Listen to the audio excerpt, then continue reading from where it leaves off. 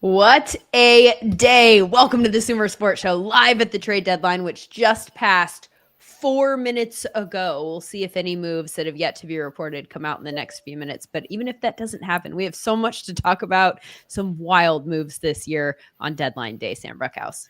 Yeah, the trades are rolling in. And Lindsay, when we were sitting down looking at the marquee yesterday, we were under the impression that this was not going to be an active deadline. And it turns out that it's one of the most active in recent memory. And it includes some really interesting trades that include some positions that aren't usually traded. Defensive tackles, big name defensive tackles, big name cornerbacks, and even a little bit at the deadline, at the true buzzer, we get some offensive line movement as well. It's been an extremely exciting day. There's so much to talk about. By the way, offensive linemen very rarely traded. Very rarely. At the deadline. Especially starting offensive linemen. And that is Trevor Penning, by the way, from the Saints to the Chargers at the buzzer, as far as Los Angeles is concerned. Got that deal done, and boy, did they need to, with Joe Alt being done for the season. Okay, so we obviously do have a lot of details to get to here. Sean Syed is going to join us in just a bit to break down what some of these moves will mean for the teams that made the moves, how these players specifically will change things for the offense or defense that they are joining. We're also going to welcome Mike Mayock to the show right now, our colleague here at SumerSports, who has real life experience making these moves during his time with the Raiders. And frankly, I've got a ton of questions, Mike, about what goes on behind the scenes on days like this. But first, what stands out to you as the biggest move that caught your attention today? You know, I thought we were going to come on today and talk about the Philadelphia Eagles, and they got dwarfed. And I don't mean that negatively toward the Eagles, but just from a sensationalistic viewpoint. I think you have to look at what the Jets did today. And it's not just one deal, but it's two.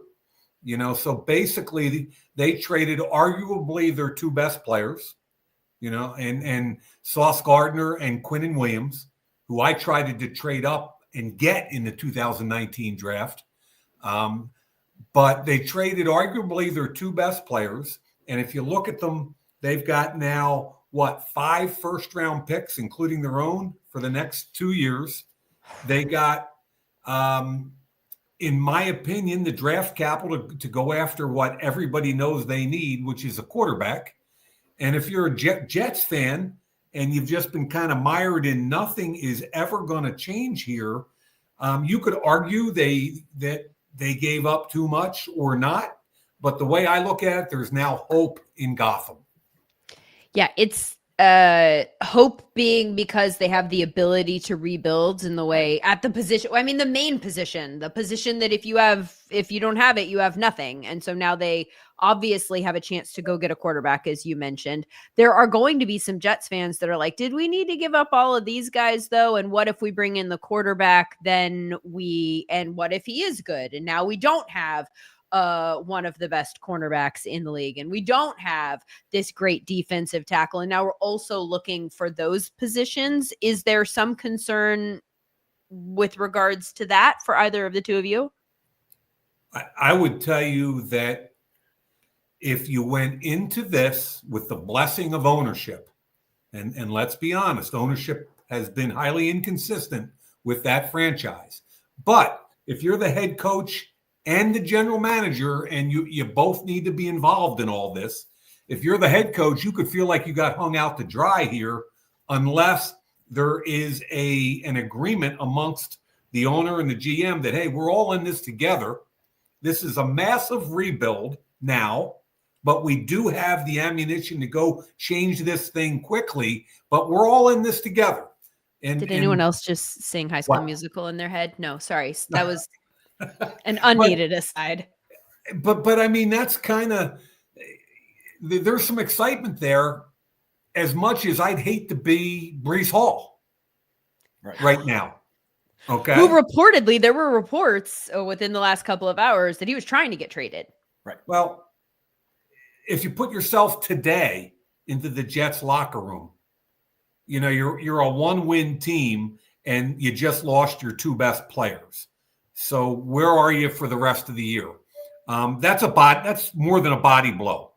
You know, that's Muhammad Ali just clipped you right across the jawline. That's a tough thing for the players. It's hard to look ahead when you still have a bunch of games left and say, oh, it'll be better. We'll get a quarterback. Right now, it sucks. Yeah. Right? It really does. The truth of the matter is, though, and Sam, this is one of the most interesting parts of the trade deadline for me, is because you've got the coaching staff and the players that are trying to win games and that are like laser focused on the next game. And then you've got the front office, and their job is to create the healthiest franchise moving forward. It's their job to look ahead, right? So in the look ahead department, they won this day. They collected a bunch of assets and they put themselves in a position to do something good. To Mike's point, maybe sucks for the coaches and the players that are trying to win this week. But also there's part of me, and this is, I think, where the front office came from, that we're like, we're not winning anyway. Right? Yeah. Like, even with these guys. So like, you could be staring down a barrel of a bunch of L's even with these guys. So let's get something for them. Lindsay, this reminds me of the movie Margin Call, where at the beginning of the movie, everyone is feeling great. They think they have these awesome assets. And frankly, they played like awesome assets. You look at Sauce Gardner, he was a 2-time All-Pro. Quinnen Williams, multi-time Pro Bowler. Like, these are guys who played at very high levels. And in fact, Quinnen Williams is playing at a high level now. But when you look at the absolute health of the company, a fire sale was needed. This team is 1-7. This team has a minus 50-plus point differential, and this team is 27th in expected points added per play allowed per game. Those players are not leading to winning football, and those players were on the field last year when the head coach, when the general manager was fired, and the year prior when they weren't able to make it to the playoffs as well. So I think there was just a sober looking around the building, whether that's Aaron Glenn, Tanner Engstrand, Muji, the general manager, Woody Johnson, the owner, and saying that whatever we are doing right now with this crew is not working. And moreover, everyone else values these players extremely differently than us. And so you look at what they were able to get in. Mike nailed it. Multiple first-round picks. There seems to be at least a glimmer of hope that they can either turn those in to valuable players in the 26 or 27 draft, or package those players for valuable players who may want to get out of a situation or may become available in the next year. I think they have a lot of pathways open, but the fire sale was necessary. So now you bring your guys into the team meeting.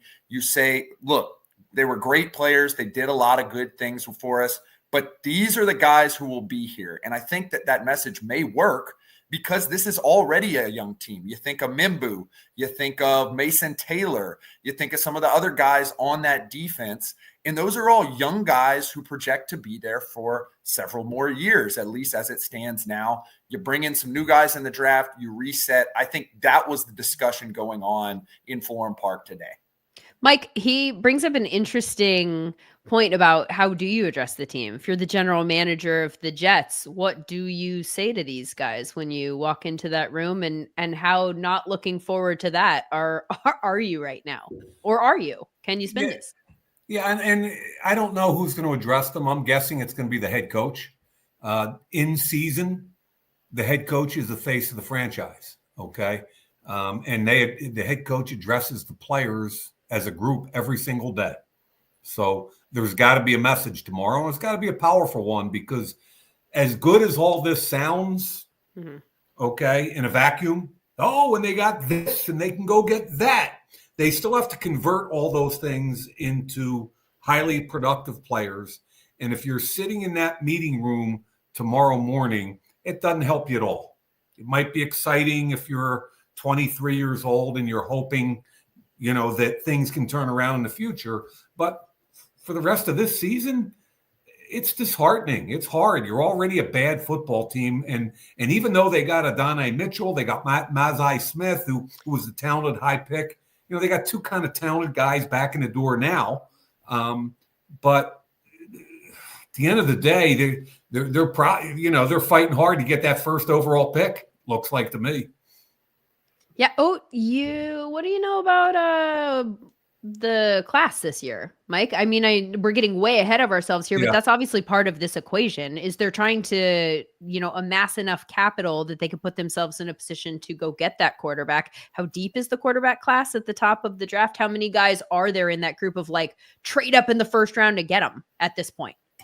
It's crazy, Linz, because a year ago, the word was that this was going to be an extremely good quarterback class coming up.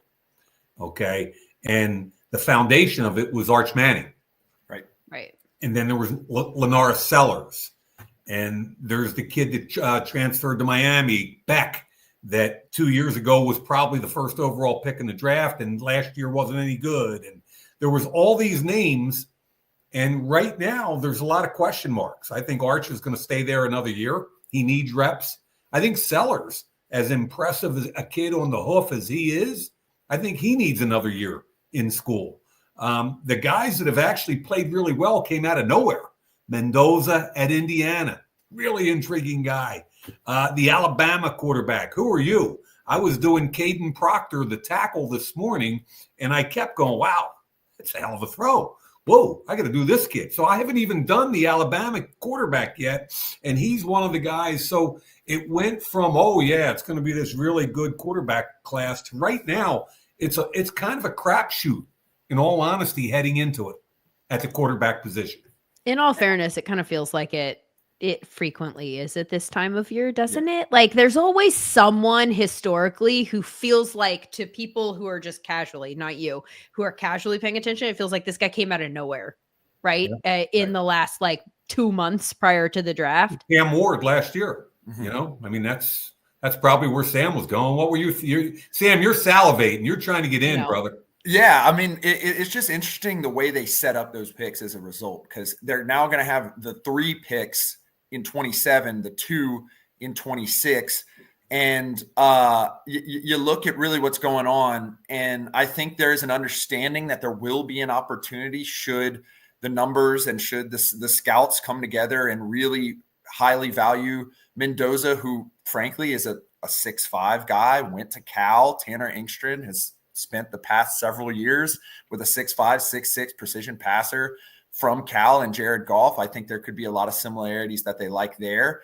But also you look at guys like Ruben Bain, some of these other defensive players, Peter Woods, Caleb Downs, where those picks are probably going to end up in the high part of the round. They'll be able to replenish that defense. And I think this is a pretty solid defensive draft, particularly as it pertains to the first part. So I think it's interesting how they kind of approached the 26-27 split on the draft picks, particularly because I think you're going to have a high level of defensive talent at the top of this draft and a high level of offensive talent, especially if we start considering the wide receivers like Jeremiah Smith and so forth and so on next year in the following year's draft. So it'll be interesting to see how they play this. I am under the assumption that one or more of these picks will be traded for something or traded back for future capital. So it'll be interesting to see how they kind of play with their bag of assets at this point.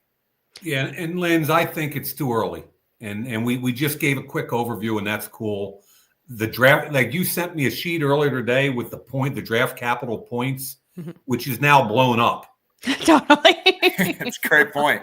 Right? It's now completely blown up. And between now and the draft, a whole bunch of other things will happen. So it's really fun to talk about. But I think the Jets are just sitting there saying, hey, well, as this thing gets closer, we'll figure it out. Can you afford to do that, though, when, like, let's say that they make all of these moves and then there isn't a quarterback there that they want to. They got 3 next year. Yeah. I I think the point is now, regardless of what the landscape is, they have what they need to do anything. Correct. If a quarterback becomes available, you now have 2-3 first-round picks to go ahead and go get that quarterback. If a quarterback pops up and seems as if he's the number 1 pick, maybe you package 2 of those in a Travis Hunter-esque deal and go get the quarterback. Otherwise, you can play kind of the breaks of the draft. So I have to agree with Mike. I think it's wait, but we have the things that we need to do what we need to do at any given point in time. I also think it's worth pointing out here that maybe, I reached out to Quinn McLean, who covers our college football for SumerSports, and he was saying that he predicted prior to the trade deadline more corner, running back, and inside defensive line trades because he thought that there were slim upcoming draft prospects at those positions. So maybe that also points us back to the Indianapolis Colts and why they went and got Sauce Gardner, and they gave up the capital that they did to give him. They're obviously also in the playoff mix and trying to make a run for all of this. They give up a lot. Mike, did 2 firsts feel like too much, just right? Plus 80 Mitchell. Yeah. Who's hardly played this year. Which is kind of weird because I know I've talked to Reggie Wayne in the past and he's a big fan of his. It's not like that he just doesn't think that he has the tools. I don't know what happened to him this year. He was a highly regarded kid that he can flat out fly. Big, strong kid, straight line fast. So I think this is really intriguing from the Colts side. At first I went, wow, 2 1s and Adonai Mitchell. And the more I kind of dug into it, the more I like it on both sides. Okay. And the reason I like it for Indy is I know Lou Anarumo, the defensive coordinator. I know him well. I know how he likes to play. And when he has talent outside, he wants to press and he wants to get all over you and compete and make things difficult for the quarterback and especially the wideouts coming off the line of scrimmage. So what's Sauce Gardner? He's the prototypical press corner. If you play him off in zone and ask him to tackle, and he's going to probably be a top 30 corner in the league. Okay, if you play him press man, all of a sudden he's a top 5 to 10 worst case. And if you get him invested like he was as a rookie, then he's special. So I think that's what they're looking for is the ceiling. He's 24 years old. That's wild. Okay, so that's point number 1. Then point number 2 is when you look at the contract, and I give the Jets credit here, the way they structured the new deal in the offseason was heavily back-ended. Okay, so it's a low cap now, it's a low cap next year, and basically the heavy piece starts in 27 through 30, and they've offloaded that to Indy. For Indy, they inherit a contract where they get a couple of years to kind of say the heavy piece is coming up later. Okay, we're good. We can figure this out. It's worked for both teams structurally from a salary cap position, in my opinion. So the more I kind of looked at this thing, I was like, wow, you get Charvarius Ward back from a concussion. You pair him outside with our guy Sauce. Kenny Moore can still play. He's feisty as hell inside. And now Lou's playing the kind of coverage he wants to play. He wants to get in your face and challenge it. So the kind of like the more I looked at it, the more I liked it from Indy side. Yeah, and Lindsay, I think just looking at the numbers and the advanced analytics, right now this team is blowing away every single team in the NFL in terms of point differential. And they're doing it by most part with their offense. Their offense is operating at an extremely high level. Their offensive line is getting great push, wide receivers, tight ends making plays, and Daniel Jones has been able to make those plays basically up until last week. You look at their defense, they're sitting more around the middle third of the league, and I think they believe to maintain that point differential lead and continue winning games big over teams, they had to go in right now. Mike, I think the only question I have for you is, what does this mean for Daniel Jones moving forward? Obviously, he's played extremely well. It seems as if he's going to get an extension. We saw this similar situation play out, even though Daniel Jones is a little bit more efficient with Sam Darnold. Is there any risk there? That was the only highlight that I really thought was a major risk, giving away those 2 first-round picks, was if Daniel Jones returns to the Daniel Jones we saw prior. Wow. So what if Daniel Jones returns to the we're kind of talking about Daniel Jones like he's some spooky ghost. Is he going to be this? Is he going to be that? Yeah. I mean, I would tell you I believe in Daniel Jones, and I think I might have said it to you guys. I know I've said it in the offseason. I did their game, the Giants game at Minnesota in the wild card round 2 years ago, and they beat Minnesota on the road. They had Saquon, but I thought the reason they won the game was Daniel Jones, both with his legs and his arm. I did a bunch of their tape that year getting ready for the playoffs. I had him in the Senior Bowl coming out of college. So he's not a natural thrower of the ball. So here's what I would tell you. It's a great question, and you got me fired up here. Here's what I would tell you. Like, he's not going to all of a sudden change who he is. Right. He's just getting better every year, and it's what you ask of him and the fit that you give him within the infrastructure of your offense, your play caller, and all the rest of that. The last time we got together, we talked about the fit for all these regurgitated quarterbacks, right? So why should he take a step back? I think on the one side, yeah, teams are going to get more tape on him and what Shane Steichen and those guys are doing. It makes it more difficult for sure. But as long as you're got a good offensive line and you continue to have some quality around them, especially a run game, okay, like their percentage of how often they run the football, I think, is important to them, just like it was with him with the Giants. Mm-hmm. So that's probably too long an answer, but I don't think he's just going to shed skin and be somebody different. I think it's incumbent upon Steichen and those guys to continue to get the most out of him because he works his ass off. He's all in. And if he has an off game, like the way, because I think that people are, when they talk about Daniel Jones this year, they're thinking of Sam Darnold last year and how at the end of the year, some of the things that happened with Sam Darnold felt like old Sam Darnold in terms of getting a little bit jittery under pressure and maybe making some big mistakes in terms of turning the ball over. And maybe people are just waiting for the other shoe to drop at the end of this year in that regard with Daniel Jones. I think everything that you just said makes sense because we're also seeing Sam Darnold this year look amazing. So if you are in a great situation too. Yeah. So where is there more pressure than a playoff game in the NFL? And he performed at a high level 2 years ago in a playoff game. So you, again, used correctly, I really don't see that. The Darnold thing is intriguing because what I thought in that Lions game at the end of the year and then the playoff game was just red zone decision-making for Darnold. That's where I'm going to kind of be cluing in on as they get closer to the end with him, just because that's when the ball has to come out. You've got to be really confident in your reads. You don't have as much time. That ball, there's some tight window throws. And if you don't have the, I'll say the guts instead of the word I was going to use, to make those throws, it's difficult. Yeah. Lots more on Darnold, by the way, coming up because the Seahawks also added a weapon for him to play with.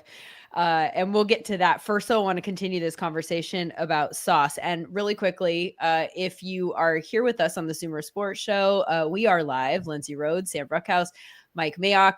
Our comments are open. So if you guys have any specific questions about what you saw at the trade deadline today, go ahead and put those into the chat or into Twitter, and we'll try to get to as many of those things addressed as possible. Want to bring in Sean Syed here to talk more about Sauce Gardner. And from a scheme standpoint, ask you how you think Sauce changes Indy's ability to do some of the things that they want to do that Mike talked about. Yeah, I think Mike absolutely hit it on the head. Like Lou Anarumo has a versatile defense. I think he's able to really take advantage of defensive backs that you can use disguising things in different ways. I think Cam Bynum has done a good job in Indy. I think he is a nice kind of cohesive piece there. Now you add in someone who, whatever you think of him, whether you think he's a top 3 corner, a top 10 corner, still a clear plus player at his position. I think that you can play him in that cover 2 look where he can kind of jam up the cornerback, play a little bit of zone coverage there. I'm really excited for it because we hope obviously that Ward's able to come back there healthy. I think Nick Cross is a player that he's like one of those underrated guys that like you see him pop off on film and it's like, oh, he's used in this kind of fun way. This is exciting. And like, I like the Colts defensive front as well. I've enjoyed watching Latu play this season. So it kind of comes together and it's like, hey, there are a bunch of individual pieces on this defense that I like. And I'm going to move the trade value to the side for 1 second, because I think my thoughts there may be a little bit different than just how excited I am that you get Sauce in this environment. Because how often are the Colts going to be the potentially number 1 seed in the AFC? So I love taking a swing. I think the value was quite high, but I'm excited to see it and just see what is Lou going to do with Sauce in this defense. Yeah. I was at Baltimore Ravens training camp for a day this past summer. And they were working with the Colts. And I got a real kick out of watching it because I thought the front and the linebackers, depending on who was healthy and not, were going to be solid. and do what Lou needed them to do. But it was pretty obvious to me that the corners were going to struggle. They actually had a third-round pick this year, and I'm forgetting his name, who was a really competitive kid who fits because Lou helped draft him, who fits what Lou does, and he's on IR right now. So, again, this kid's kind of an inside-outside kid. Justin Wally? Yes. Thank you. I won the race. Did that come off the top of your head, or did you have a cheat? No, God, no, I Googled. But, Sean, my point is to you, because I think you're into all of this, is that they've had a bunch of injuries on the back end. They've had to kind of filter through the guys they don't want, that don't fit. They fit what Gus Bradley did, but not what Lou wants. So now I think Sauce is kind of the foundation of where they're going to go at the corner position, and if they can get Ward. And when that third-round pick, that kid was competitive. Whether he's a nickel or outside, Kenny Moore's competitive. I think they're a different team, and as teams begin to game plan Daniel Jones, what you guys were talking about, their defense is going to have to play better than it has. Yep. Is that fair, Sean? Yeah, I think so, because, you look at that game against the Steelers, and look, Jones made some nice throws in that game. I don't want to take that away from him. I will be curious, though, if the offensive line gets beat in that way. Now, you're not going to face the Steelers rush every single game, but this is a team that now has aspirations to play very late in the season. And they're saying, hey, we're going to give up these first-round picks because we're expecting this talent, this unit to take us to the playoffs multiple times, right? Because this deal, if in 2 years now they say, hey, Daniel Jones isn't actually what we need him to be, the extension that I assume is going to come up, if it falls short, then it becomes a really tough deal. But there is absolutely a foundation. And Mike, I like you say, I like this stuff. This deal is fun for me. I feel bad for the people that, hey, you have to account for this in 3 years when this first round pick gets traded again to some other person. You got to file that. I get to watch Sauce Gardner play for Lou Anarumo. That's what I get to take away from it. And that's a net win for me, if not anyone else. Yeah. And I think an interesting portion of this trade as well is thus far this year, the Colts have been a very high interception percentage team, meaning they're forcing a lot of turnovers via interception, but they're around the middle of the league in sack probability. And that's despite good play from Latu and Grover Stewart and from DeForest Buckner. And so I think if you're looking for another reason to get that sack percentage up, start a little bit more disruption, you bring in that press corner. Maybe you're not as reliant on turnovers. You're able to get a little bit more pressure and really pressure sacks using your coverage and your scheme on the back end, as well as those good players you have at the front end. I do agree think with that. I agree with that. However, Sauce needs to finish the play with the ball in his hands more often. Mm-hmm. Okay. What's he got? 3 or 4 career picks? Not a ton. Yeah, I think a little bit more than that, yeah. But you're right, Mike. And a part of me, I think about this, look, he is not going to always be a high interception player. And part of that is good because it's all right, well, guys, if you're not open against him, the ball's not going to get thrown that way. I do hear you, though. But he's a disruption player. I agree with that. Yeah, I'm agreeing with Sam. He's a disruption guy because he can shut down your number one. And that's more than you need, right? You don't all, but when the ball gets there, he's got to finish with it. And Definitely. That was one of the notes I had from college. You guys will get a kick out of this. 3 career ends. There you go. I was at the University of Cincinnati practice his last year when he was working against the wideout that went in the 2nd or 3rd round to Indy, who's really Pierce, number 14. Yeah. What's that? Alec Pierce. And Pierce flies. Right. Okay. It was a bowl practice. I got there and then went to Ohio State and then went to Cleveland, where we had a chance to get in the playoffs that year, and we beat Cleveland. So one of my favorite practices that I've ever seen in my life, and I've seen 10,000 practices, was Sauce Gardner going up against Alec Pierce for 2 hours, and it was just game on. And it was friggin' awesome. I got to see 2 kids compete against each other for 2, and I'm talking about individual 7-on-7 and team. They went at it. And I was just sitting there going, man, I want either one of these guys, right? And now, ironically, he's going to be a teammate. But for me, it's just kind of another opportunity to get some quality into Indy. And I want to see this kid tackle. Like I want them to force him to do some things he doesn't love to do. I want to highlight real quickly on this graphic. You'll see our yes. So we've redone our Sumer score in terms of the format. We used to give you percentiles that they fell in. We are in the process of overhauling the Sumer score the entire way that we give out these scores, and we are putting players in tiers, which I think is probably a little bit more reflective of the way that we should talk about them, as opposed to this guy. If they're minimally better in terms of percentile, we rank them 10 spots higher or something like that. Sam, I would love for you to explain this further and then explain what this 6 average starter means, because I think that might catch some people's eyes and they might be a little bit, maybe not in agreement. Exactly. So what we're doing on our Sumer scores is a descriptive score. So this isn't necessarily a projection of exactly what he will look like in a Colts uniform. We are saying this is what he has done thus far this season in a Jets jersey. And thus far, that defense has not been great. And we've seen him struggle with things like, pass interference. We've seen him get beat a couple times. In the Panthers game in particular, he allowed some catches that ended up hurting the team.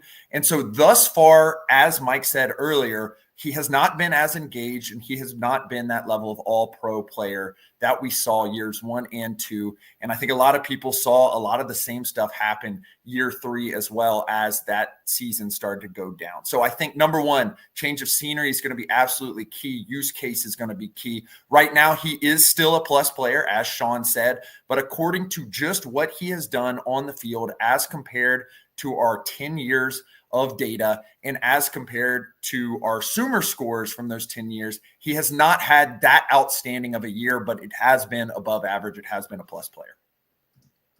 And I think if I remember looking at a bunch of his game-to-game scores were in that kind of 7 range. So it was fun to hear Mike's immediate response to that. But obviously, things wax and wane a little bit, right? Like if you start off your season at that high of a level, I guess maybe 6 a little bit harsh, but do I think of him as Pat Surtain? Probably not, but I'm so excited for him to get just a chance to be like, all right, I'm going to blow these numbers out of the water. I'm really going to produce in Indy.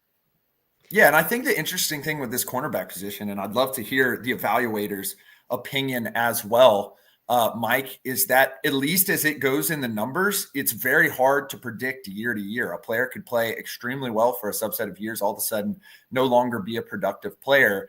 It's a true weak link system, coverage is, and it's a small sample size. Given that you're only targeted so many times a year. So I'm really interested in Mike's thoughts about kind of how he evaluates the cornerback position, how this may change as he gets into a Colts jersey. The sample size is hard. And really what it means is from an evaluator standpoint is that you can watch 5 games, full games, 70 snaps a game in a row, and see a corner that's truly involved only 3 to 7 times a game. And it's hard to get sometimes anything out of a corner tape. However, when you isolate, which you can do now, obviously with the way we can cut up tape these days, one of the things I look at with press corners is, can he find the ball with his back to the quarterback? And I can go games without seeing it. However, I can isolate that now and go look at a full season, and it might not show up on the Sumer stats or not. Maybe it does, but I'm even talking about when a guy's in press and the ball doesn't come to him. What kind of coverage is he? He doesn't know. His back's to the quarterback. What kind of coverage is he in? So when you can isolate press, man, and I'm not talking zone, that's a whole different category to cover 2 and redirect and everything. That's cool, but corners are hard, and you've really got to be careful or you can get sloppy with a grade, in my opinion. We did talk about this. We touched on this. I want to say it explicitly, though.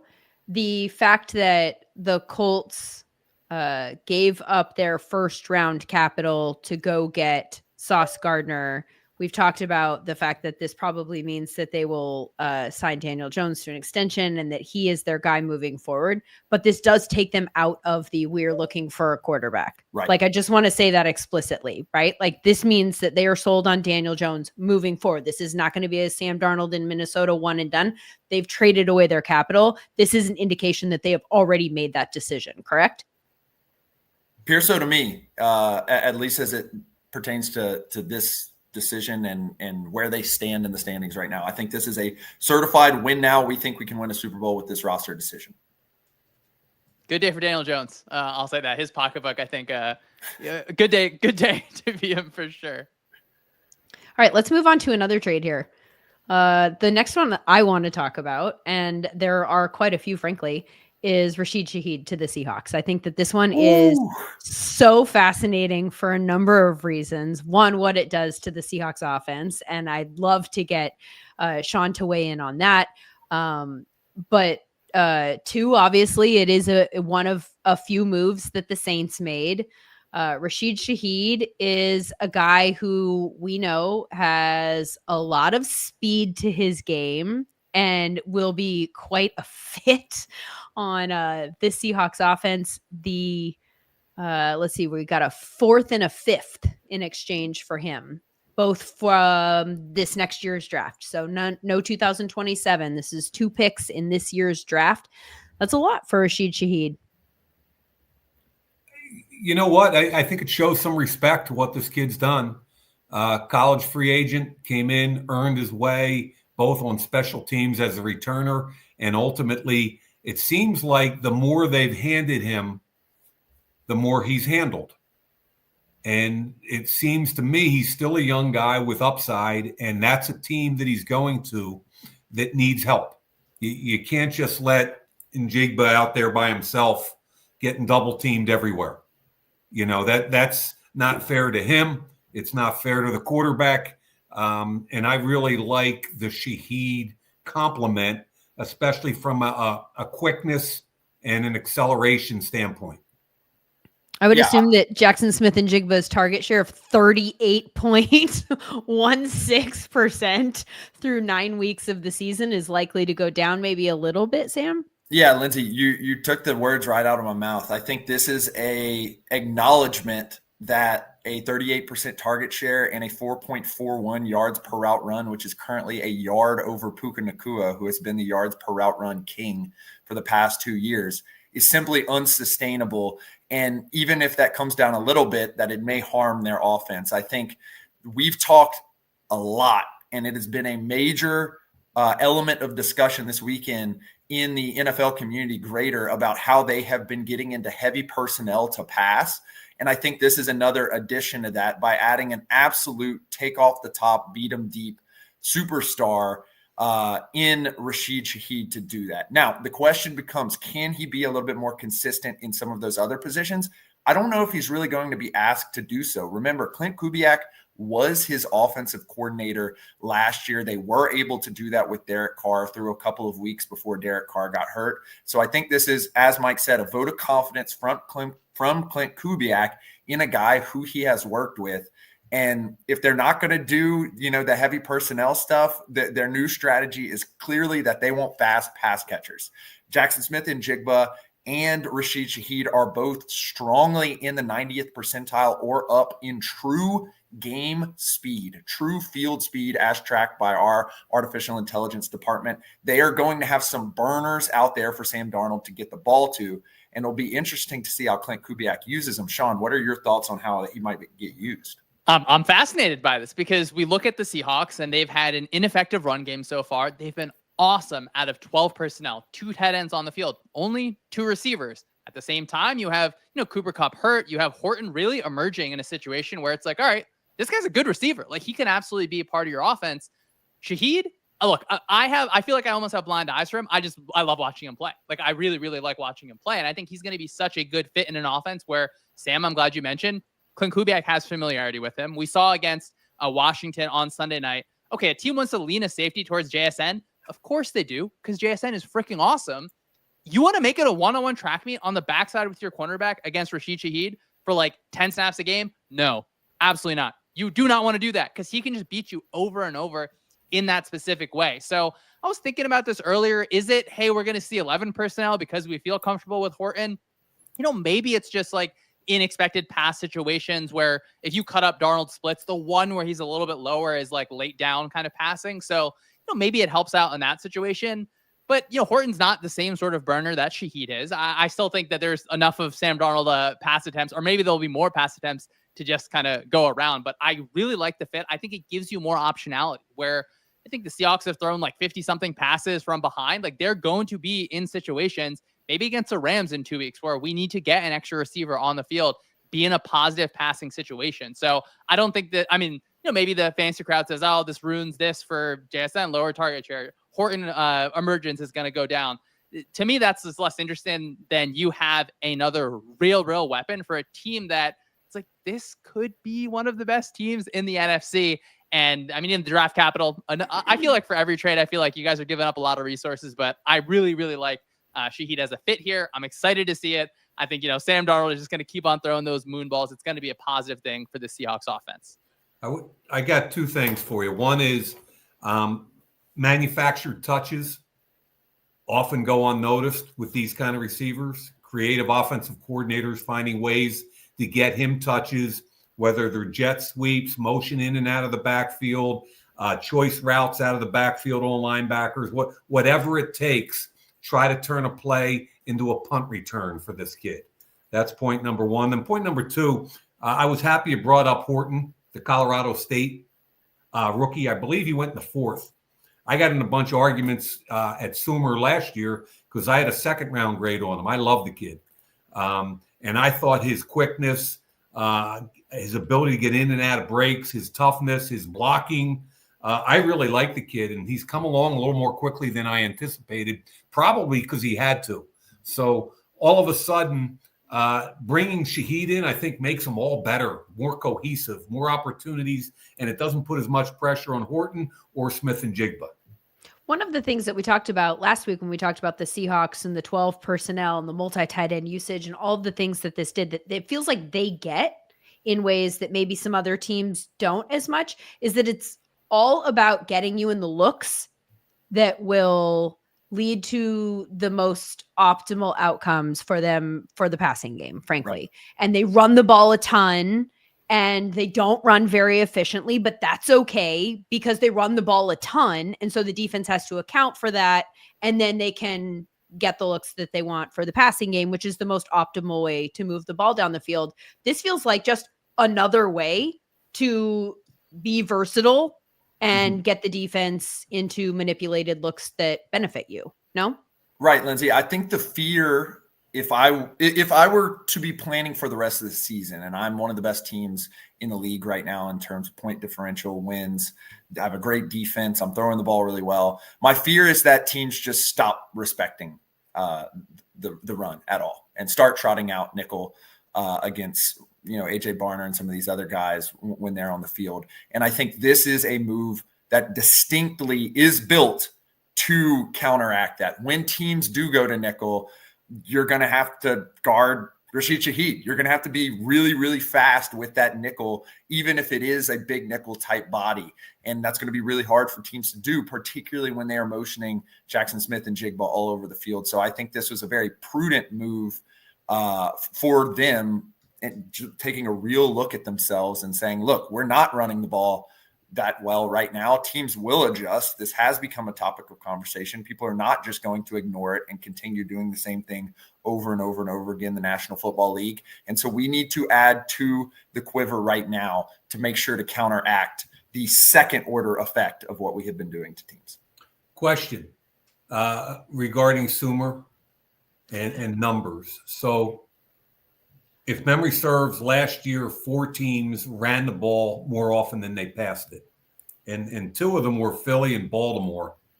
I forget who the other 2 were, but they were also playoff teams. Okay. What is your data telling you now about the Seattles of the world? How many teams are we starting a trend now where we're getting back to valuing the running back and the running game? And where are we? So I think the trend that we found in particular is that these teams who are running these heavy personnel packages, particularly you mentioned the Ravens, they're gonna come out in 12 and 13 personnel multiple times a game, 22 personnel as well if you include Pat Ricard.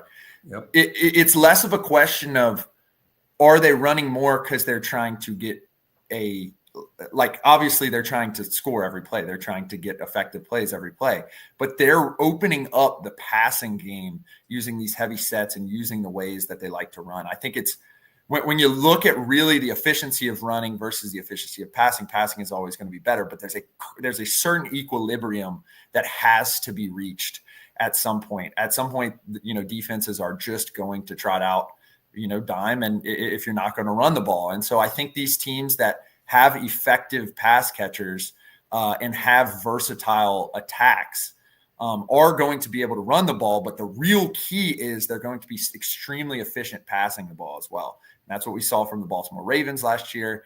That's what we were seeing from the Colts this year, for example, the resurgence of Daniel Jones. And that's what we're seeing from the Seahawks as well. The Bills, to your direct question about teams that run the ball more, the Bills fit that category. I think the Seahawks are hovering right around 50-50. So they're, I think, next most in terms of teams that run the ball with a great deal of frequency, where like it'll go back and forth to tilting towards pass or run. Yeah, I find it intriguing because I think I've watched every snap the Eagles have had this year, and they haven't been able to run the ball like last year. The sky was falling in Philadelphia 3 weeks ago, and now Jalen Hurts, in everyone's opinion, is the MVP. So things change quickly in Philly. But my point is, I think what they've done is the offensive coordinator, Patullo, has done some different things. I think defensive coordinators kind of studied them all off season. They knew their tendencies. Now, all of a sudden, the last 2 weeks, he's gone 6 offensive linemen. He's got his quarterback under center. He's play action. He's running dig routes with Smitty. He's doing all kinds of things. He's even running counter to the offset backside just because he wants to break up some tendencies. And I guess my point is that Seattle, with what they're doing, I still love the fact that they're digging through the whole run game. Okay, because that's how they've won football games. Defense, run game, play action, and force defenses to respect you. Run game's still alive out there, my opinion. Anyway, I'm sorry. Lynn, we got away from everything there. Sean, we took a detour into Eagles land. I don't know if you wanted to jump in real quick. Oh, of course. Yeah, I'm glad, Mike, you mentioned the Eagles. Like you met against the Vikings, against the Giants, you get under center, you get a 6 offensive lineman on the field because you're not as comfortable with your second tight end blocking.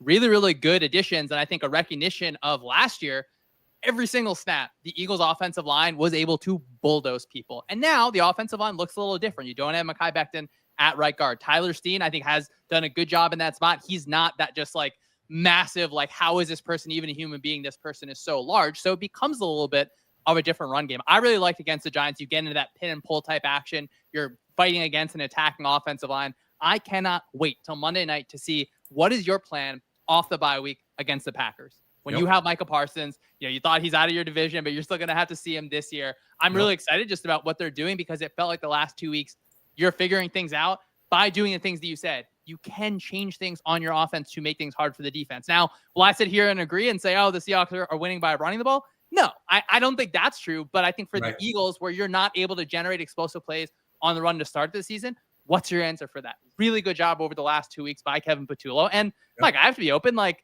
maybe I'm a little bit harsh on him the first few weeks. I'm open to the idea that you're allowed to get better at calling plays in your 8th game doing it in the NFL. So I'm really excited for them the rest of the way. Yeah, and just to talk a little bit more about Jalen Hurts, the first couple games when they weren't able to run the ball at all, and they weren't really making any adjustments, he was putting up, kind of rotational level Sumer scores. Since they made the changes, he's been passing the ball a lot better, a true quality starter since then. And as you said, they continue winning games. They win a good game against the Packers. Jalen Hurts has a great game. He's going to start to get extended consideration for some of those league awards. Real quick, before we put a button on the Seahawks and move on to the next team, and I know we've kind of moved into the Eagles, so we might as well go there next because they did make some moves here. in terms of what this does for the Seahawks and where you think they stand in terms of the overall NFC picture and the NFC West, which is fascinating, this division, I think, because the Rams are a team that I think maybe has the pieces to go all the way. The Niners have just been in the mix, refusing to go down despite losing like everyone on the team. Where do you think the Seahawks stand at this point in the NFC West, and how does this move maybe change their outlook? Who wants that one? I feel like we're going to get the answer to this in 2 weeks, right?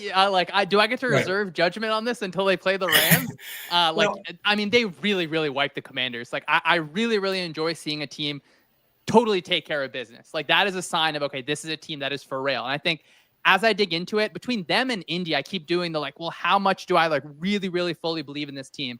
I absolutely believe in Mike McDonald calling a defense in the playoffs. Like, you're not going to be able to convince me that he's going to have, he's going to be like outsmarted or have these just massive, massive issues calling defenses. I've just seen him do it too many times for me not to believe in that unit. And for Sam Darnold, I feel like, okay, like, you're going to be able to continue to do a lot of these things. Are you going to have a record-breaking pace the entire season? I would be surprised if you are, but I mean, look at the rest of the schedule. Like, you have to play the Titans. You're going to play the 49ers at the end of the season, where the 49ers defense, I think, has been a little bit down. So I'm fascinated to see.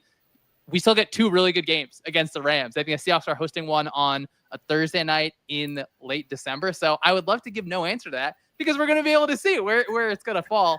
I'm thankful that we get these games where the Rams are a team where I feel like they're awesome. We mentioned them a while ago. They kind of just go not talked about for a little bit. And it's like, oh, these are 2 really, really good teams here in the NFC West. Years ago, when I first got into this business, I had a big argument with a high-level scout who said coaching didn't matter. Okay?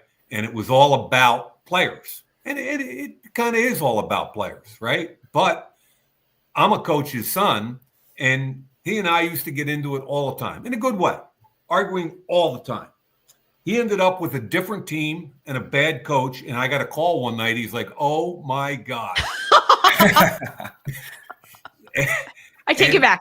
And my point is that when I look at the NFC West, man, you want to talk about coaching? God. I have so much respect. And, just to finish let's not forget the Rams got McCreary from Tennessee. Yep. Right.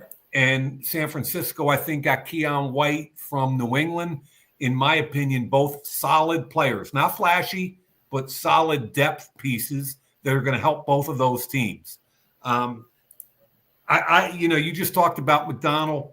I could talk about, we scrimmaged when I was at the Raiders. We scrimmaged the Rams, and I came away from Sean McVay going, man, everybody talks about, all their French pastry and all how creative he is as an offensive coordinator, and he is, but they get after you.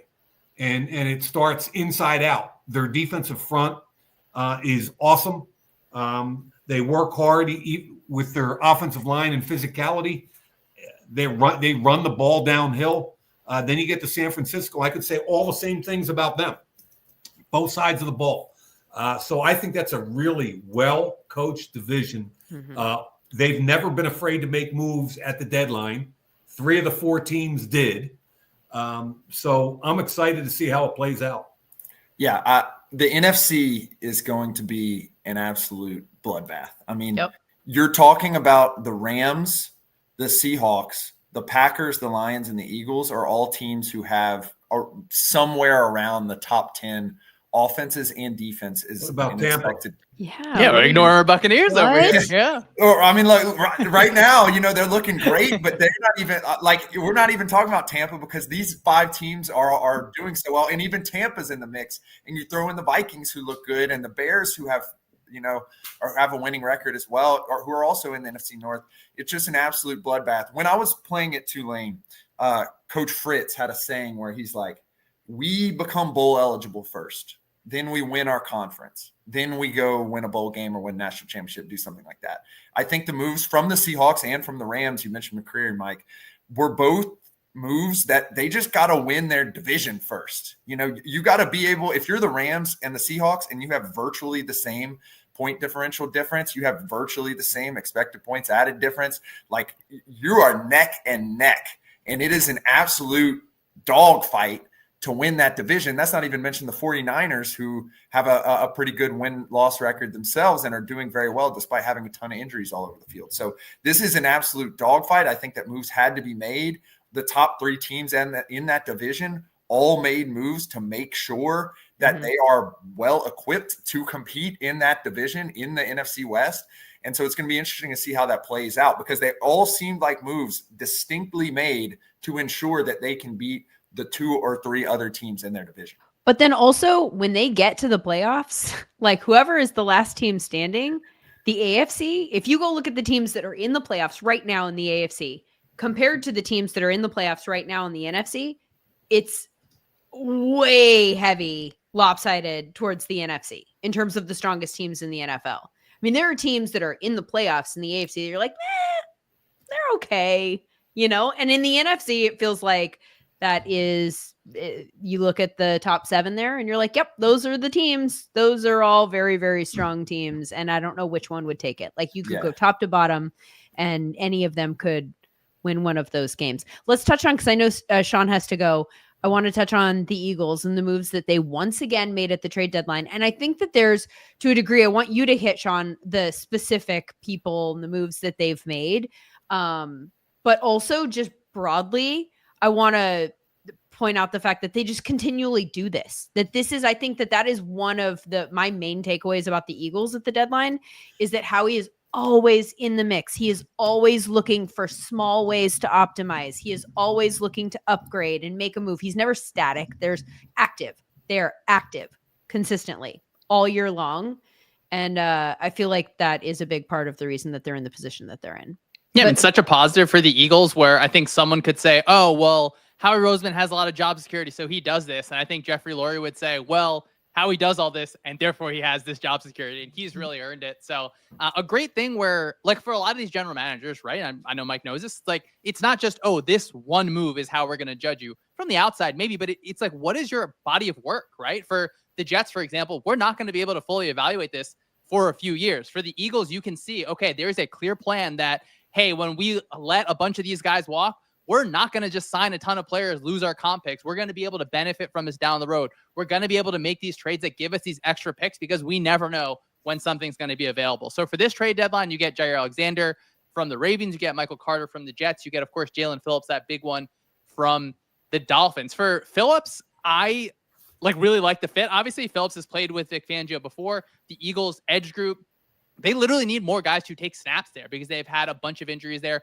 Nolan Smith, his practice window just opened, so he should be coming back. You get Brandon Graham to come out of retirement, but their pass rush overall, it has not been good enough. It has not been that same dominant unit that we saw in the Super Bowl, where a lot of points during last season, also the edge rush group was like, all right, well, are you going to be able to figure this out? Jalen Carter's, of course, had some injuries. He's been a little bit slower to just get back to his form. He has had some real nice splash plays, but adding Phillips in, I mean, he walks into that room probably as your top edge rusher, where I've liked what I've seen from Jalix Hunt at different points this season. But Phillips is a player who, look, he's had some injuries, and he is not the same exact level of like freak athlete as he was, I think, in 2023, but he still has the ability to make those quick stunts inside where he'll beat you. He'll get you to open up a little bit outside and go ahead and win with his arm right over you to the inside. I think you can put him over a guard. There's a bunch of snaps this season of him doing that really well. So I think it gives Vic Fangio as defensive coordinator more tools to attack an offense, where, look, Fangio's blitzed a bunch this year, which I don't think that's his preferred way to live. That is not what he wants to be doing all the time. I think now you can feel a little bit more comfortable going into the second half of the year, where now your front four is Nolan Smith when he's healthy. It's Phillips, who is a plus edge rusher. You have Jalen Carter, hopefully able to get healthy after the bye. You have Moro Ojimo, Jordan Davis at that defensive tackle spot. So for a third round pick, you can say, okay, well, you can draft a good player there. Whatever it is, even if it's a rental, if Phillips plays too well, then you're kind of pricing yourself out. I think that you would be happy if you're an Eagles fan, if you are in that building saying, okay, our general manager took a really smart shot at market price for a player that is producing this year already. He was one of the top edge rushers for the Dolphins. So I really, really like Phillips in Philadelphia. Yeah, I'm happy to hear you endorse him so highly. I don't want to say too highly, Mike, because there's definitely a chance, right, where this happens, where it's like, oh, he has an injury history, or it's like, you're just coming off of something in a new situation. So I don't want to put the biggest stamp on this, but I think you have to feel good about the move overall. Sean, don't qualify. Stick with it, okay? Because I'm just telling you right now, Philly traded their third-round pick, not the third round they got from the Jets. Okay, so they still have a high third-round pick. And if this thing hits, and it's trending that way with his play this year, you touched on the injuries. Yep, Achilles, 23, ACL last year. We all know that the further you get away from those injuries, the more naturally you get back to who you are. The kid's 26 or 27 years old, okay? Everybody in Philly, what a surprise, wanted the kid from Cleveland. Hendrickson? The edge rusher. What'd you say? Yeah, Hendrickson. No. The kid. Miles Garrett? Yeah, everyone wants Miles Garrett. Everybody in Philly. Sorry, Cleveland. He's not available. Well, last week, and I do a radio show in Philly every week, and they were just all over, and they were all over me like, wouldn't that be great? I said, it's not going to happen. It's got less than a 1% chance of happening in Philadelphia. And everybody was mad at me. And really, the guy who I wanted them to go after was Jalen Phillips, because after those guys, man, I did his tape coming out. I know what he looked like as a rookie and a second-year guy. We played Miami. I mean, to Sean's point, length, some explosion off the edge, power. He starts with a power game, and then he can go speed to power. He can come up and under. He's got some change of direction to him. He's a high-level corner. Edge. When Nolan Smith gets back, now all of a sudden that's a completely different look than 2 weeks ago. Yeah. Okay. And Jalix Hunt, I think, is on the same trajectory that Nolan Smith was. Kind of an undersized edge guy coming out. And in Vic Fangio, I believe. That's one of my creeds. Okay. I believe in Vic. And Vic wouldn't even let Nolan Smith on the field last year until he learned how to play the run. And all of the people in Philly were upset. He's like, no, kid's got to earn it. So Jalix Hunt's on the same thing. He's a small school kid that is becoming a good football player. So everybody's screaming about the edge. I'm like, how he took the shot with, I think, the perfect fit. Even if he plays great and prices himself out of Philly, who cares?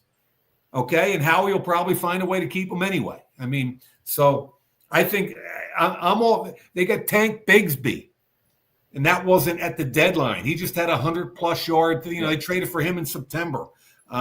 You mentioned the two defensive backs. Now it gives Vic a little bit of freedom with what to do with Cooper DeJean.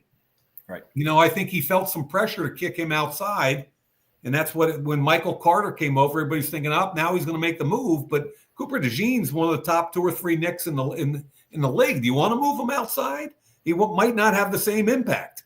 So I think by bringing the outside corner in, he gave himself, I'm talking about Jair Alexander, who I saw in Baltimore's camp this summer. I think he gave himself some freedom in what he's going to do with Cooper DeJean, depending on how these two kids they just brought in actually play.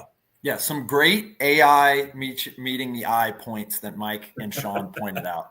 Right now, you mentioned Vic Fangio wants to play the run. He wants to shut the run down. He won't let guys play if they can't stop the run. Quietly, the Philadelphia Eagles are 21st in expected points added per rush. This move is not shocking as a result in that result. They are not doing as good of a job at stopping the rush. They have had an extremely difficult schedule.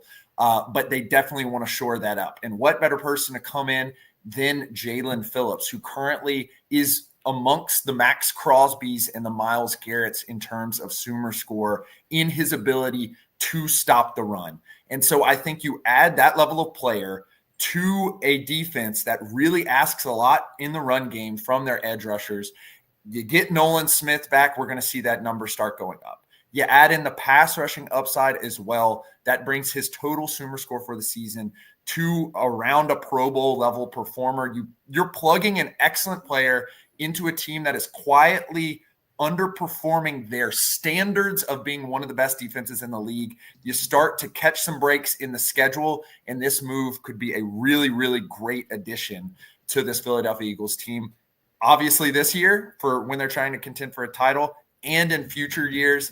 And then as it always is with Howie Roseman, as it is with the Philadelphia Eagles, you think to themselves, man, that's a lot of draft cap. Oh, they still have the 11th most draft capital in the league right now. So I think this is a good case study in cashing in your draft capital, not just getting caught up in what could be or what might be, and taking advantage of the draft capital that you built over the years to add an impact player at a position of need at a crucial point in time in the season. Sean, I know that you need to go. Thank you so much for your time. Really appreciate your contributions. Everybody go follow him at Syed Schemes on the Twitter. Thanks, Sean. Appreciate it. Good talking. I want to circle back really quick before we transition to Jacoby Myers and the Jaguars. The Myles Garrett, the fact that his name came up, we just saw Sauce go for 2 1s and a player. What in the heck do you think the compensation would have had to be for Myles Garrett under those circumstances? He's what, 6 years older than Sauce? I mean, I don't want to take any wind out of your sails, but are they not like slightly different tiers in terms of the ways that they? Well, Sam's going to tell you that he's like a 4 or something in the SumerSports. Stop it! Hey, he is 3, I think. Tippy top of the iceberg. Yeah. We're not missing on Myles Garrett. He is the man with the I and the AI, baby. Sauce is like a 2. So don't do that. Don't do that.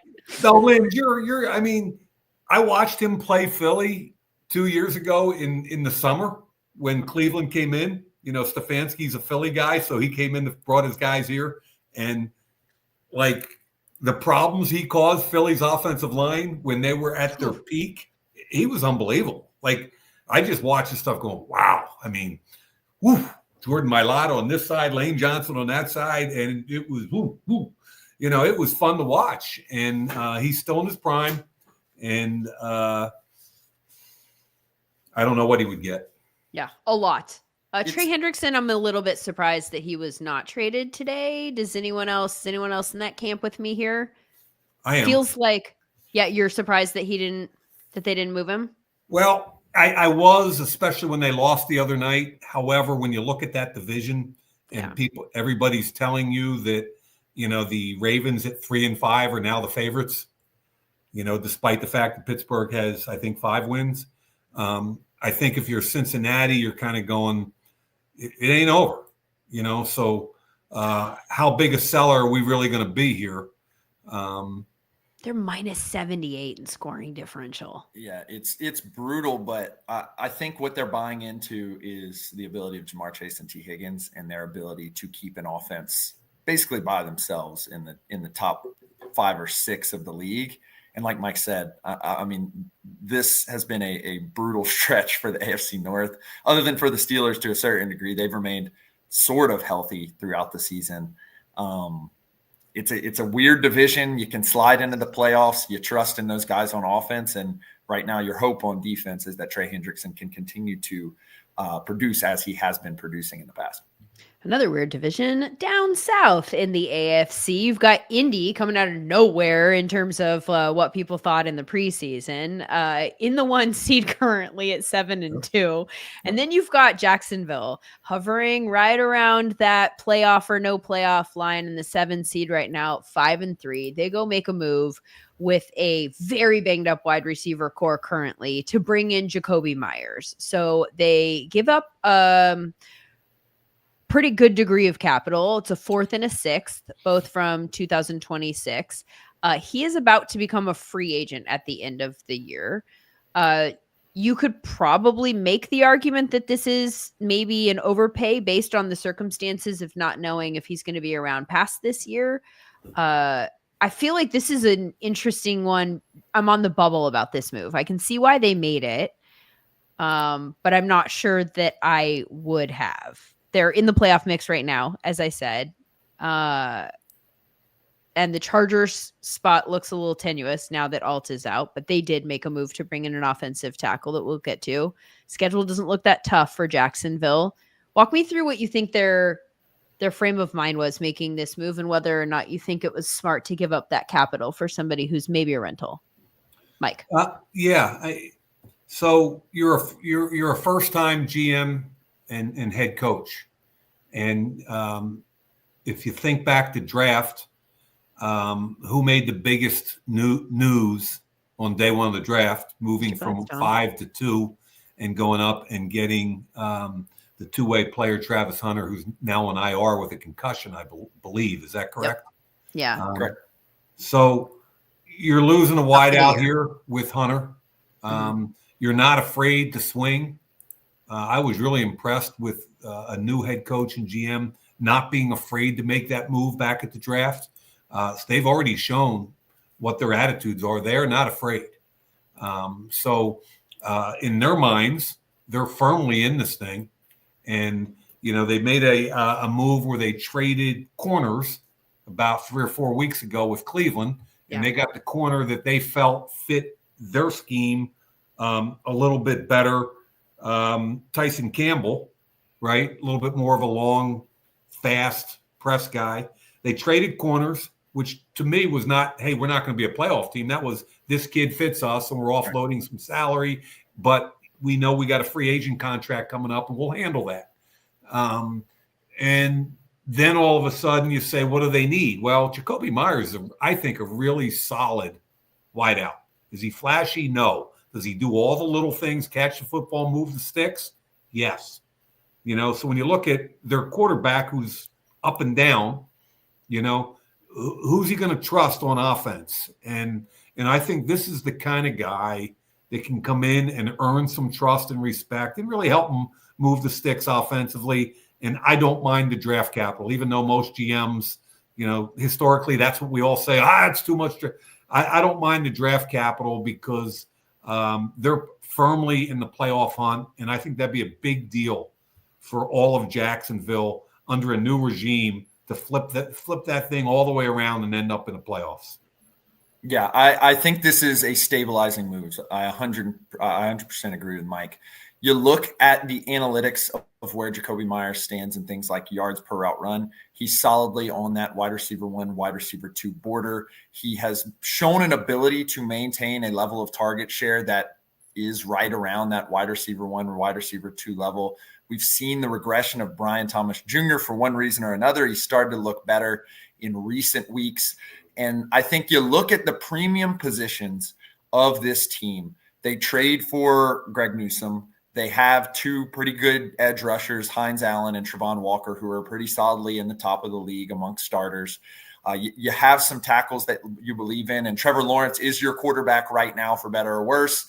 You continue to invest in him, and I think we saw what Liam Cohen was able to do with 2 stable wide receivers last year, Chris Godwin and Mike Evans. And I think this is a move to stabilize that offense. And right now they're in the money zone for a trade. They're sitting there at a very, very slightly negative point differential. I think they're a team that thinks that with a little bit more consistency on the outside, they can jump in and start winning some games big, win some tight games as well, and thus make a little bit of a playoff push in what wasn't really a rebuilding year for them, but is certainly a solid first year for Liam Cohen. I also think one of the things about Jakobi Meyers, and Mike, you touched on the fact that he's not like a flashy guy who's going to be, that really sexy wide receiver 1 type guy, but he's so versatile. We saw that in Las Vegas. They needed a wide receiver 1 last year. He was able to step into that role. By the way, moving outside, predominantly used as a wide receiver last year. And then this year, more in the slot. Like, he can move around. He can do so many different things that I think that becomes such an attractive piece because he's just a chess piece that you can move around. You can do all of the different things that you want. Yeah, I think good offensive coordinators really appreciate a piece like this at this point in the season. We traded for Zay Jones back in 19, I think it was, my first year. And it wasn't up against the deadline, but it was in October at some point. And we gave up a 5th round pick 2 years away. okay, in 21. And Gruden was like a kid with a Christmas tree, and just finding ways to use Zay to your point, Linz, inside, outside. The following year, he won a big game with us early in the year with Baltimore, late in the game from Derek Carr. Derek trusted him.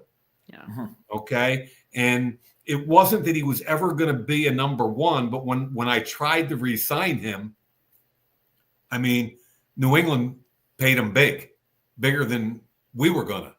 And I was like, I called him and just said, hey, that's awesome, man. I was really proud of him and happy for him, even though we were losing him, because he was such a good kid with us. But that's a long way of saying I think this kid is a similar fit in Jacksonville. And I think the quarterback will like it. I think he'll help the offense and all those different metrics that you guys follow.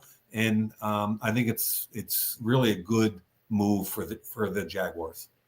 What is it like making those moves? Mike, take us behind the scenes. There are some guys that were obviously fielding a lot of calls today. When these types of moves go down, are you talking to like 5 different teams and going back and forth? Like, in the Draft Day movie, we're playing people against each other, or on trade deadline? Is this, we should do a watch party of Draft Day and find out with Mike how real any of it is. I just got my residual check from that movie. I think it's $13 and something. Ooh, there you go. Yeah. Buy a couple of Starbucks for you and the lady. Yeah, right. I mean, but it's not like that for sure. It's amazing that the NFL has become the industry that it has become year round. I'm the oldest of 7. One of my brothers texted on our text chat this morning, like, can you believe that the trade deadline is a big deal? Like, I don't remember that. Yep. And my other brothers were all chiming in. But I think what happens, like, I'll use Howie Roseman because he's like the leader of this whole thing. Howie is on the phone all the time, all year round. It's not just now. So you see the benefits now of all the work he does in the months leading up to it, but he's aware of everything that's going on. He doesn't ever want to have a trade go down that he wasn't aware of, right? He touches base with everybody all the time. And even if he'll call up and say, in late September, hey, how you doing? You got anything extra at any position that you might be thinking about moving? And that starts a conversation. And I'm not saying other GMs don't do that, because we all do, but Howie does it at a level where he knows what he's doing. He knows how he's doing it.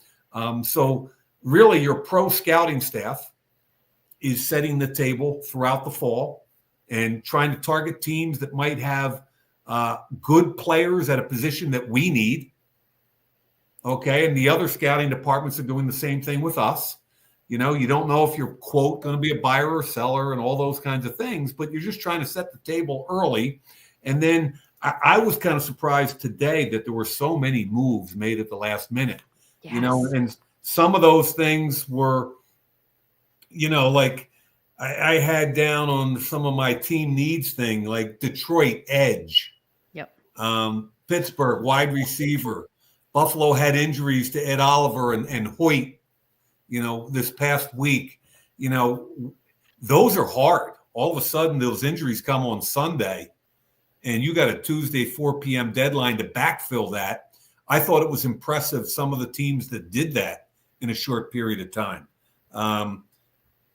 I had a list, but my point is Chargers with Penning. Right. What's that? Chargers with Penning. 100%. Lost out on Sunday and go trade for a tackle today. And that had to happen. Both their starting tackles are on IR for the season, and they're a contender. So you got to get somebody in the door that can at least function. So it's a combination, Linz, of unfortunate things that happen, which we just talked about, preparation by your pro staff, phone calls by the GM and his staff around the league to set the table, And then when it starts to get closer, it's intriguing when opportunities present themselves that maybe you didn't see. There is an injury. Somebody does need one of your players, or you want to go, it's really kind of intriguing, but the bottom line is you better do the work on the way in. So, Mike, all that work is done. What is the moment in which you pull the trigger? And you're saying, you mentioned the Zay Jones one, a need arises, and you decide that this looks correct. What are the voices in your head? What are the voices coming in from other sides, from your counterpart in the trade? What does that look like when the trigger is pulled? It kind of depends where you are in your development as a football team. Like in 19, I mentioned Zay Jones.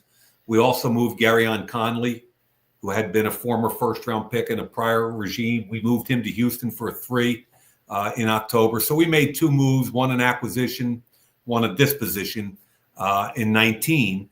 But, we inherited a 4-win team. We won 7 that year. We weren't going to go to the playoffs.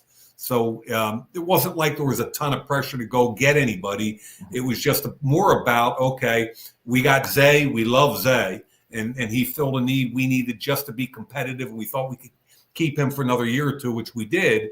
But Garyon Conley was a guy that wasn't really going to fit in our plans, yet we were able to get a 3 for him.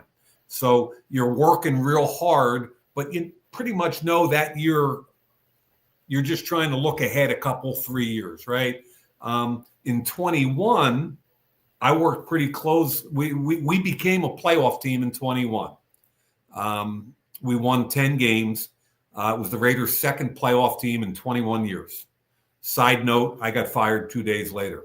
Anyway. The breaks of the game. So, like, one of the best seasons that the Raiders had in a long time. No, I'm just teasing. I can't. I always get it. I always have fun with that. But anyway, we knew we were making a little bit of a run to the playoffs, towards the playoffs, and I felt like we could use some help. And I was looking at a particular position, and Howie Roseman and I went back and forth literally up to the deadline. And you always get nervous with Howie because he is an amazing negotiator.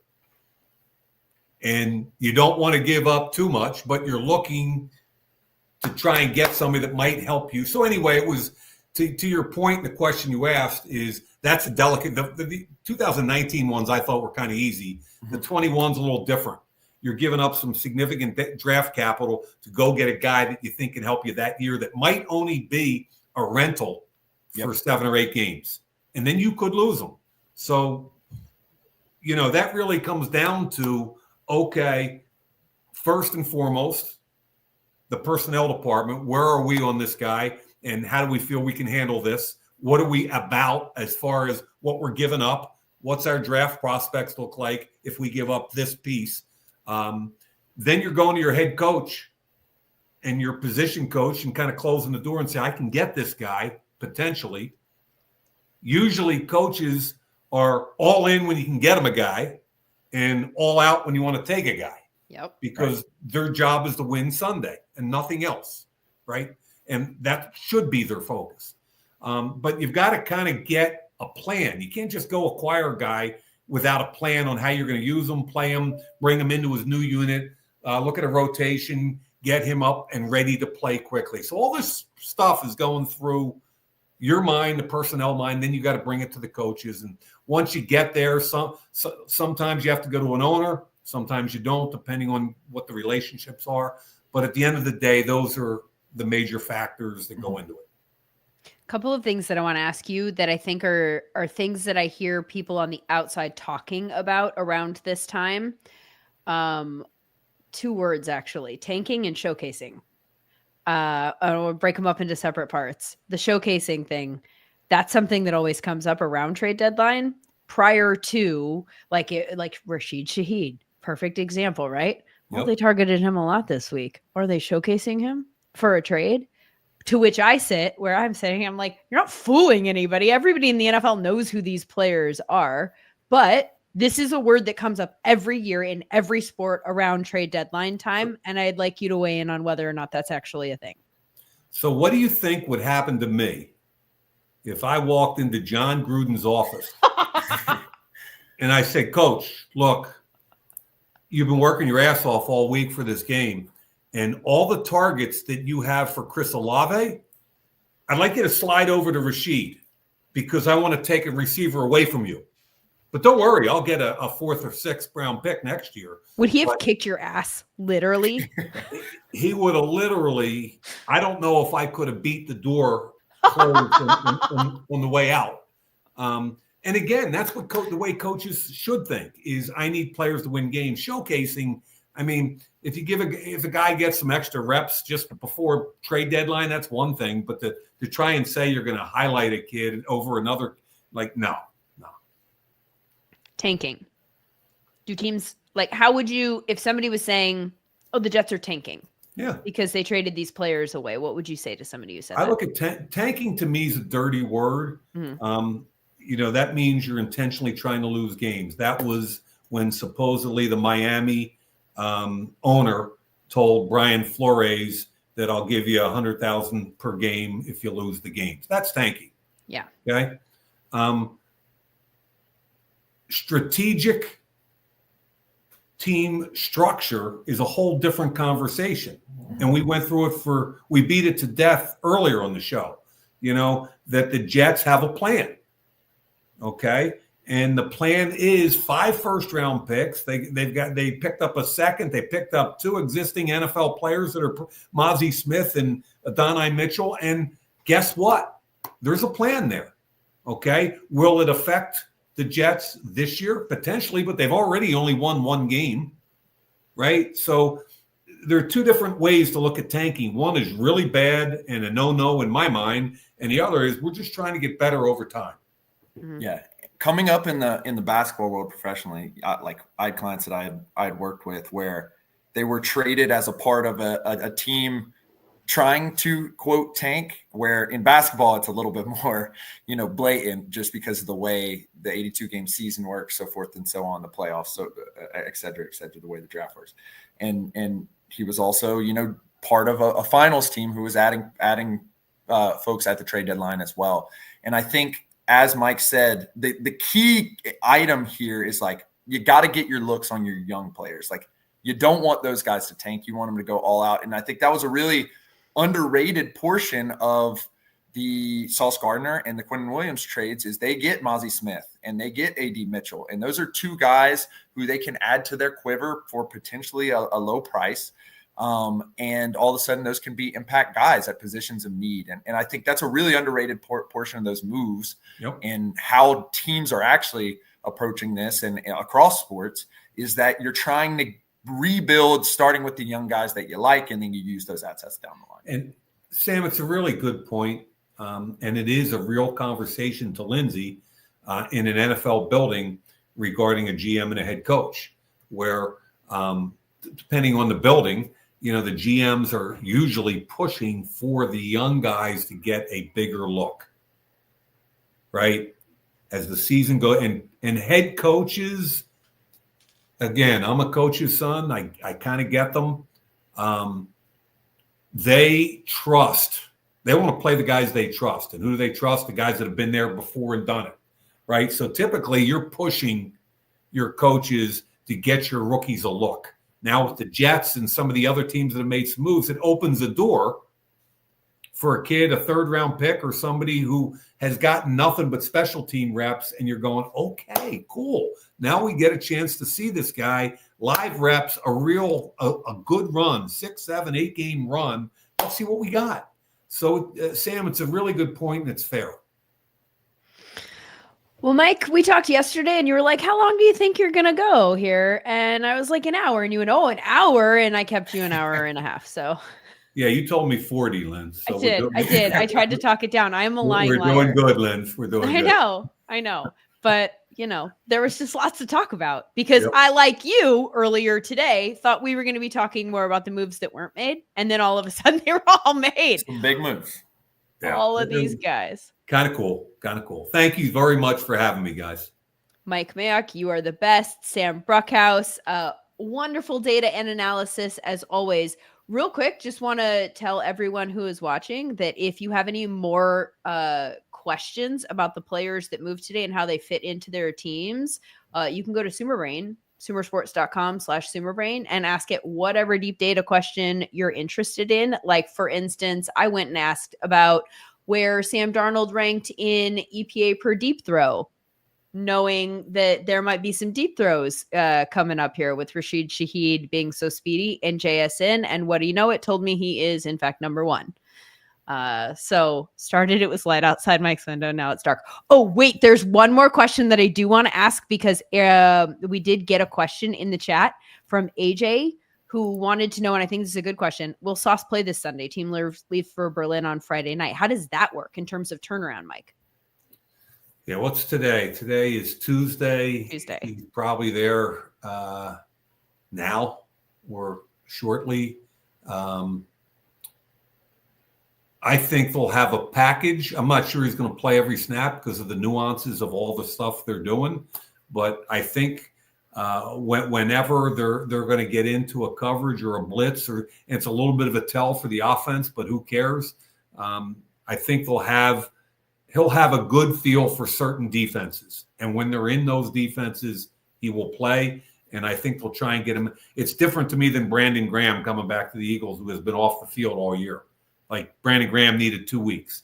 This kid's in playing shape. He's ready to go. It's just a matter of what he can absorb mentally and how can you put him in a position to best succeed. And to me, that is pure man, pure press. Don't make him think too much because he just got there. Just let him be an athlete. Mike Mayock, you're the best. Thank you so much for your time. Appreciate it very much. I'll let you go since it is dark. Sam, we're back again next week to take a look at the midway point of the season. We're going to really deep dive into these Sumer scores that we kind of touched on a little bit today. Yeah, I'm really excited for that. I get to get back to writing, which is one of my favorite things to do. And we get to deep dive every position too deep. Who's absolutely killing it? Who's looking great? Really excited to do that next week. Midway point all-pro team. We'll give you the lay of the land of who's playing the best at each position according to our Sumer score metrics. Thank you so much for being with us, and we're back again next week on Wednesday.